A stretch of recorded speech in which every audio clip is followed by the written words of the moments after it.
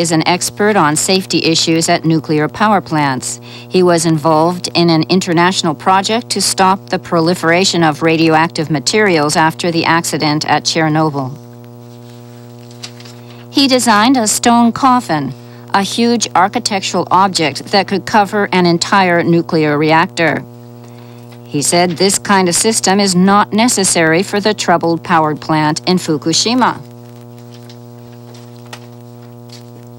Takeda, who is with the Nuclear Safety Research Association, says the problems at the Fukushima No. 1 power station will not develop into a critical situation that requires such a stone coffin.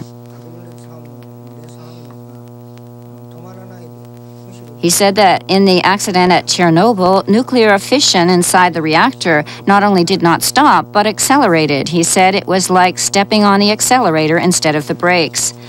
Takeda says that at the Fukushima power plant, the operation of the reactors was automatically halted safely when the earthquake struck, judging from what he saw on TV reports. He says the system is designed to stop reactors when an earthquake is detected, and that the system is installed at all nuclear power plants. Takeda says the troubles at the Fukushima plant began when the cooling systems failed. He says various chemical reactions occurred because of the retained heat. He says each reaction was caused by a small amount of energy, and the whole situation gradually became worse. The size of the accident is clearly different from the size at Chernobyl. In the accident at the 3 Mile Island nuclear power plant in 1979, the temperature of the core rose just like the reactors at the Fukushima power plant. Takeda said the accident at 3 Mile Island occurred while the reactor was still in operation, while the troubles at the Fukushima reactors did not begin until after all operations were halted. He said that's why the initial energy was much smaller.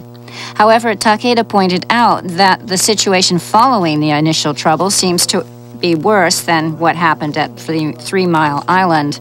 Takeda says a big difference is that 3 Mile Island's trouble occurred inside the reactor, and the fuel rods were damaged, and the reactor suffered a meltdown. But he says safety devices attached to the reactor were working normally.